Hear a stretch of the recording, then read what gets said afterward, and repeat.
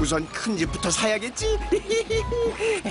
마당엔 놀이기구를 갖다 놔야겠어. 수영장도 지을까? 난 부자다. 부자가 될 거라고.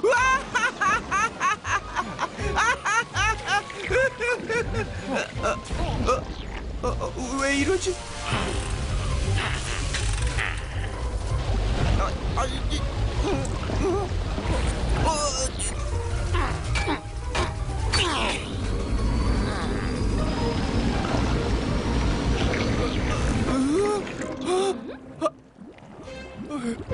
뭐야? 석유가 나는 유전이 아니었던 거야? 이건 내가 쇼를 위해 미리 준비해둔 무대 장치랍니다. 안 돼. 이럴 수는 없어. 석유가 꿈이 이루어지는 줄 알았는데.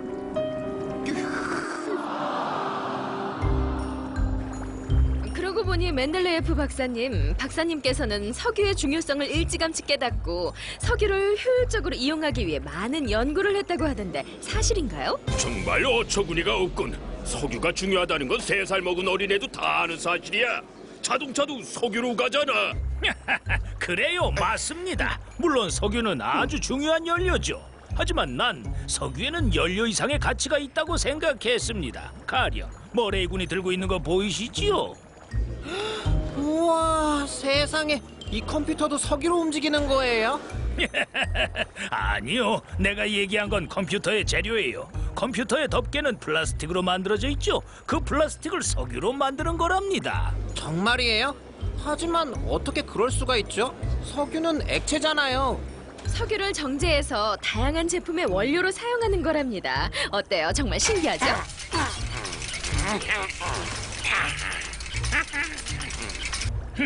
우선 땅속에서 캐낸 원유를 증류탑에 넣습니다. 그리고 뜨거운 열을 가하면 온도에 따라서 다양한 성분으로 분리되어 나오지요. 이렇게 분리된 성분을 이용해서 생활에 필요한 여러 제품의 원료를 얻을 수 있는 겁니다.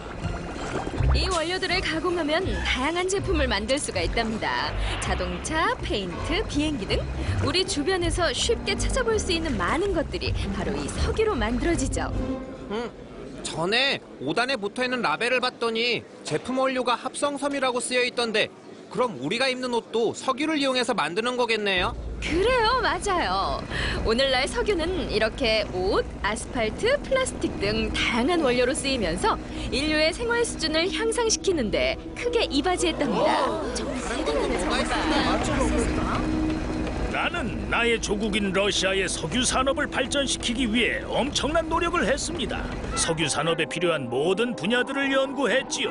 나의 연구 분야에는 석유 채취에서부터 저장 탱크, 석유를 옮길 때 쓰는 관인 송유관, 심지어는 석유를 운반하는 배인 유조선까지도 해당됐죠. 이러한 맨델레예프 박사의 소망대로 오늘날 러시아는 세계 최대의 산유국 중 하나가 됐답니다.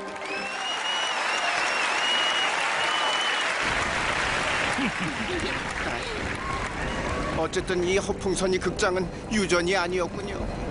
맨델리예프 박사님은 당연히 부자였겠죠? 제가 듣기로는 경제학에 관련된 논문도 많이 쓰셨다고 하던데요. 자기는 부자였으면서 남의 쇼에서 가짜 유저들로 사람을 놀려먹다니 정말 고약하구만.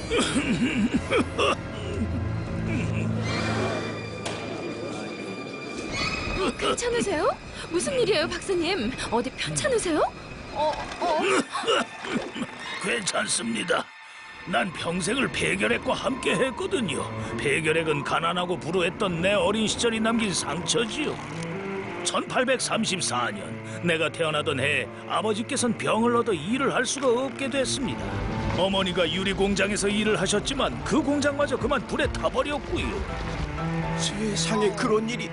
하지만 박사님께서는 대학을 다니셨잖아요. 어떻게 그런 힘들고 어려운 환경에서 공부를 하실 수가 있었던 거죠? 그건 사랑하는 어머니 덕분입니다. 어머니께서 어린 아들의 재능을 알아보고 반드시 고등교육을 받게 하겠다고 결심하셨거든요.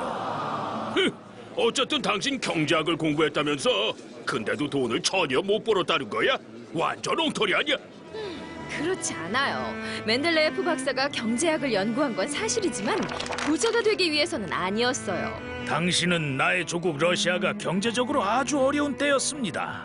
나는 국민들을 가난으로부터 벗어나게 해주고 싶었어요. 그래서 여러 가지 경제 정책을 제안했던 것입니다. 석유화학을 연구한 이유도 경제학을 연구한 이유와 다르지 않았죠. 멘델레예프는 확고한 신념을 갖고 있었습니다. 과학이 사람들에게 도움이 되어야 한다는 신념, 그 신념으로 연구를 한 거죠.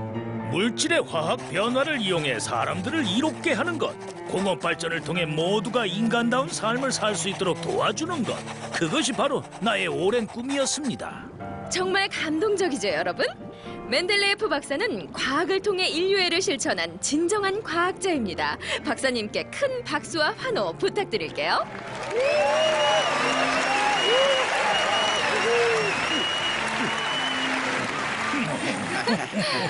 아, 좋은 기회가 날아가다니 기운도 빠지고 목도 타는군. 마시면 안 돼요. 이건 물이 아니라 과학쇼를 위해 준비해둔 술이랍니다. 보드카예요. 러시아의 명물이죠. 여러분, 술의 주성분이 뭔지 아십니까? 그야 물론 인생의 고달픔과 쓴맛이겠지. 술은 물과 알코올로 이루어져 있습니다. 당시 러시아인들은 특별한 제조법 없이 대충 섞어서 만든 술들을 마시곤 했죠. 나는 물과 알코올을 어떻게 섞으면 좋은 술이 나올지 연구했고 알코올의 비율이 40%가 적당하다는 결론을 내렸습니다. 그리고 그게 바로 러시아가 정한 보드카의 규격이 됐죠. 서로 다른 두 가지 물질을 섞어서 새로운 물질을 만든 사례군요. 거기에 대해서 좀 더 자세히 얘기해 주시겠어요, 박사님? 아까 원소의 종류가 100가지가 조금 넘는다고 했죠. 하지만 알다시피 지구상에 존재하는 물질의 종류는 그보다 훨씬 더 많아요. 어떻게 그럴 수 있을까요? 저 알 것 같아요. 원소들이 합쳐지는 거 아닌가요? 장난감 블록처럼요. 맞아요. 바로 그겁니다. 서로 다른 원소들을 합치면 새로운 물질을 만들어낼 수 있습니다. 예를 들어 나트륨과 염소를 합치면 우리가 많이 먹는 소금이 만들어지죠. 하지만 이렇게 만들어진 소금은 그 재료인 나트륨과 염소와는 전혀 다른 새로운 물질인 거죠. 이 부분이 화학에서 아주 중요한 개념입니다. 다양한 원소들을 합치고 나누어 쓸모있는 물질을 만드는 방법. 멘델레예프 박사는 화학자로서 이에 대해 깊이 연구했어요. 그 결과 오늘날 우리들이 생활에 필요한 다양한 물질들을 이용하며 풍요롭게 살 수 있게 된 거고요.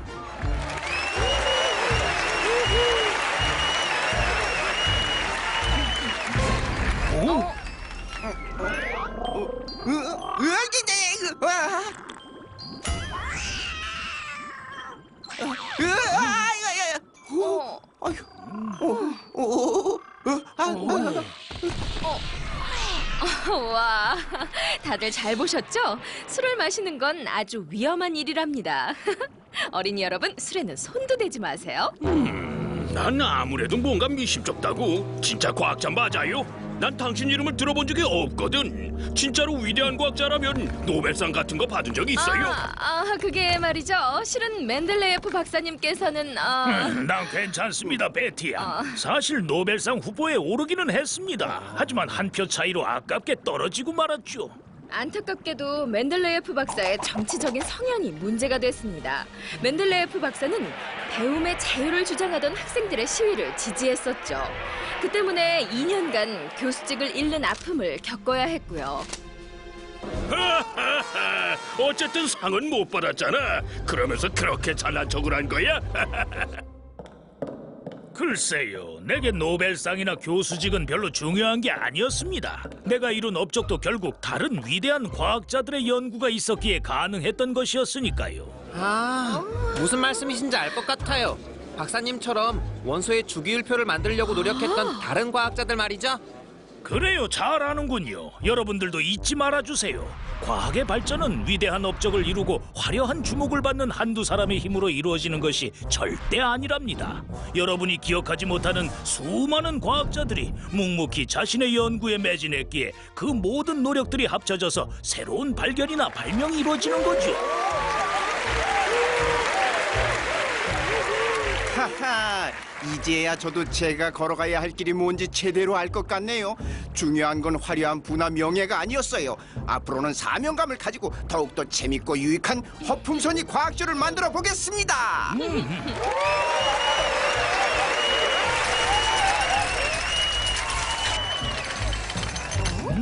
참, 어머니께서 박사님께 남기신 말씀이 있다고요? 허상에 빠지는 것을 주의해라. 말을 앞세우지 말고 행동으로 보여주거라. 과학의 진실을 얻기 위해 참을성을 갖고 꾸준히 연구해라. 네, 사랑하는 어머니. 이 멘델레예프는 어머니의 말씀을 항상 마음속에 소중히 새기고 있답니다.